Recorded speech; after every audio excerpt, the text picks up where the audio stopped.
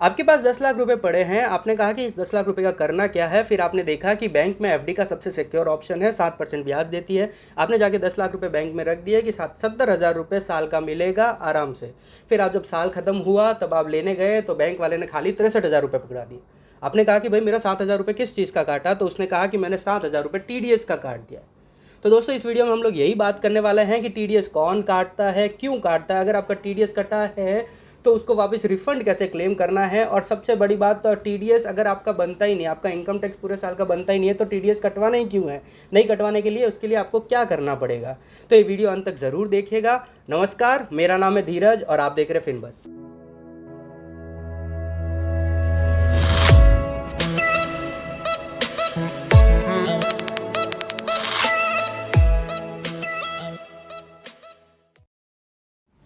दोस्तों जो सबसे पहली बात हम लोग करते हैं वो ये कि टीडीएस कौन काटेगा।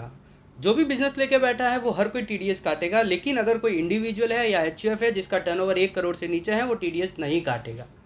फिर जो दूसरी बात ये है कि भाई टीडीएस किस पे कटेगा। टीडीएस देखिए हर कोई एक तो सैलरी पे तो कटेगा ही, अगर आपका सैलरी टैक्सेबल में आता है तो।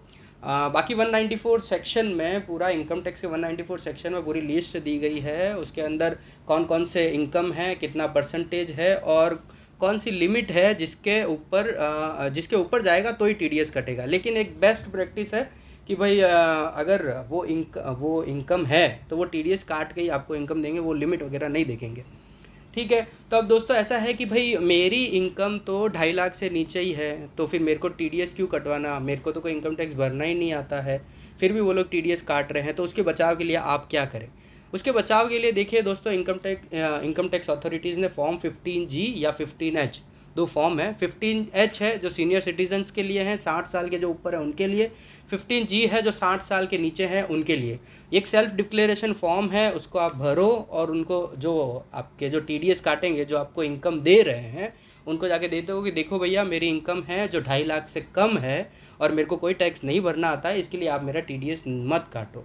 देखिए दोस्तों होता क्या, टीडीएस तो आप कटवा देते हैं तो पहले तो क्या होता है कि भाई टैक्स जो कि साल ख़त्म होने के बाद अपन को भरना है। वैसे तो एडवांस टैक्स अगर 10,000 से ऊपर होता है तो पहले ही अपन को साल के दौरान ही भर देना होता है, लेकिन अगर 10,000 तक कोई टैक्स है, वो पहले ही मेरा टीडीएस काट रहा है, तो मैं क्यों कटवाऊँ। जब साल ख़त्म हो जाए उसके बाद ही भरूंगा ना, और जब भरना ही नहीं आएगा तो पहले ही क्यों भरना, उसके ऊपर क्यों इंटरेस्ट अपने जाने दे। इससे अच्छा बैंक में रहेगा तो कुछ ना कुछ इंटरेस्ट मिलेगा।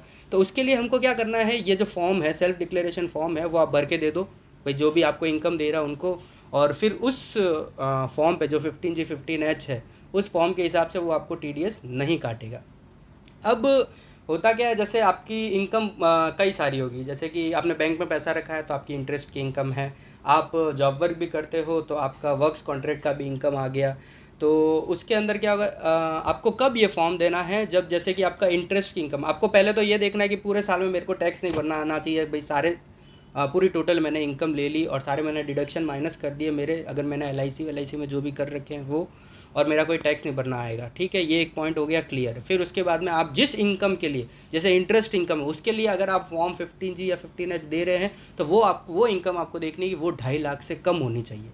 ठीक है, जैसे कि सपोज़ कीजिए कि भाई आपकी अदर इनकम, जैसे कि जॉब वर्क वगैरह अगर आप करते हैं तो 1 लाख रुपए आपकी वहाँ से इनकम होती है, और फिर जो एफडी से आपको ब्याज मिलना है वो 3 लाख रुपए मिलना है। तो आप उसको 15G 15H आप उसको बैंक वालों को नहीं दे सकते कि भाई मेरा तो टैक्स कुछ भरना है नहीं, ऑलरेडी आपका नहीं आएगा, क्योंकि 3 लाख ये वाली इनकम, 1 लाख जॉब वाली इनकम तो होती 4 लाख ही है, तो 5 लाख से नीचे ही होगी ना आपकी इनकम। और आप 87A में रिबेट लेके तो कोई टैक्स नहीं भरना आएगा आपको, लेकिन टैक्स कुछ भरना नहीं आएगा आपको। लेकिन आप जो, अब वो तो है ना जो आपकी बेसिक एग्जम्पशन लिमिट से ऊपर है, जो इंटरेस्ट वाली इनकम है, तो वहाँ पे आप 15G 15H इसके लिए नहीं दे सकते हैं। तो आपको दोनों देखना है कि जिस इनकम के लिए मैं दे रहा हूँ वो बेसिक एग्जम्पशन लिमिट से नीचे होनी चाहिए, और मेरी जो टोटल इनकम है उसके ऊपर मेरा कोई भी टैक्स भरना नहीं आना चाहिए। जैसे कि समझ लीजिए आपकी इनकम 6 लाख है, आपने LIC PPF वगैरह में सब में 1 लाख रुपये अपना डाल दिया, तो वो 1 लाख रुपये माइनस हो जाएगा तो 5 लाख, तो 5 लाख पे आपको कोई टैक्स भरना नहीं आएगा, क्योंकि 2.5 लाख तक छूट, और जो बाकी जो 2.5 लाख है उसके ऊपर 87A का आपको रिबेट मिल जाएगा। देखिए दोस्तों इनकम टैक्स की कैलकुलेशन कैसी होती है, कैसे होती है, अगर आपको वो वीडियो चाहिए तो मैं आई बटन में लिंक दे दूंगा, वो आपको मिल जाएगी। फिर अभी जो नया चल रहा है PM care relief fund, PM care relief fund में आप है ना 30 जून तक पैसा डाल के अपना जो भी है टैक्स सेव कर सकते हो, वो आपको डिडक्शन मिलेगा पूरा 100% 80G के अंदर। तो वो डाल के भी आप क्या कर सकते हैं, जैसे सपोज़ कीजिए आपकी इनकम है ना 5,10,000 है या 5,05,000 है, तो 5,05,000, 5 लाख से 1 रुपया भी ऊपर जाती है ना, तो आपको 12,500 प्लस वो 5,000 पे जितना टैक्स है वो उतना टैक्स देना पड़ेगा। तो आप क्या करो, पीएम केयर फंड में वो 5,000 रुपये डाल दो। तो उससे क्या होगा, आपका टैक्स भी बच जाएगा और साथ ही साथ देश की मदद भी हो जाएगी। तो दोस्तों अगर ये टैक्स प्लानिंग जाननी है तो वो भी आई बटन में लिंक है, आई बटन में उसका भी एक अलग से वीडियो बना है, आई बटन में लिंक दे दूंगा, तो वो भी आप देख सकते हैं। ठीक है, चलिए ये हो गया दोस्तों। अब क्या हुआ, फॉर्म 15G 15H वो देना था, तो वो भी सब हो गया।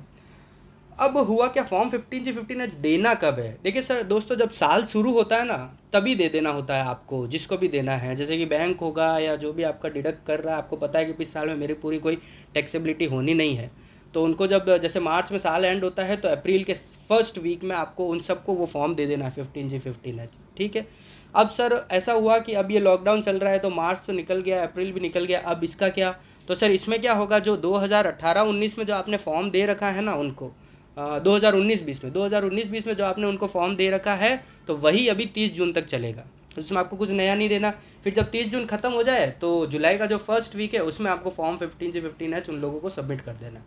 ठीक है, अब सर हुआ क्या, फॉर्म 15G 15H अपने को पता नहीं था, टीडीएस भी कट गया, तो अब उसका क्या करना है? देखिए दोस्तों, अगर टीडीएस कट गया है तो इनकम टैक्स रिटर्न बढ़िया से फाइल करना है अपने को। रिटर्न फाइल करेंगे, उसके अंदर आपका कोई टैक्स नहीं बनेगा, तो अथॉरिटीज़ आपको रिफंड प्रोसेस कर देगी। ठीक है, अब ऐसा हुआ है कि भाई टीडीएस मेरा कट गया है, और अब लेकिन मेरे को क्या विश्वास नहीं है सामने वाले पे कि उसने काटा है। उनको क्या होता है, टीडीएस काट के फिर हर 3 महीने उनको रिटर्न भरना पड़ता है। उन्होंने टीडीएस काट दिया है, सरकार को भी भर दिया, लेकिन जो टीडीएस का जो रिटर्न होता है ना, उसमें आपका पान नंबर गड़बड़ कर दिया या बाय मिस्टेकली आपका पैन नंबर नहीं डाला, वो टीडीएस रिटर्न भरने में गलती हुई, तो भी आपको क्रेडिट नहीं मिलेगा। तो आपको ये मतलब अपने आप को विश्वास दिलाना है कि भाई टीडीएस मेरा कटा था और बराबर जमा हो गया सरकार को। तो क्या होता है कि हर क्वार्टरली, जैसे कि जून हो गया एक क्वार्टर एंड, और सितंबर, दिसंबर और मार्च, तो ये हो जाए, उसके बाद में आपको वापस उनके पास जाना है, उनको बोलना है कि एक फॉर्म 16 होता है। फॉर्म 16 सैलरी वालों को अगर टीडीएस डिडक्ट किया होगा तो उनके लिए, 16 बाकी अदर के लिए। तो वो लोग जाएंगे, उनको बोलेंगे कि भाई एक सर्टिफिकेट है, वो आप फॉर्म 16 का सर्टिफिकेट होता है, वो आप हमको दे दीजिए। तो वो अगर वो आपको प्रोवाइड कर दे तो इसका मतलब ये पूरा विश्वास है कि उन्होंने मेरा टीडीएस काटा है और सही से जमा किया है, और जब साल के अंत में मैं रिटर्न भरूंगा तब मेरे को वो वापस रिफ़ंड मेरा मिल जाएगा। तो कुछ ये थी दोस्तों लगभग टीडीएस के बारे में जानकारी।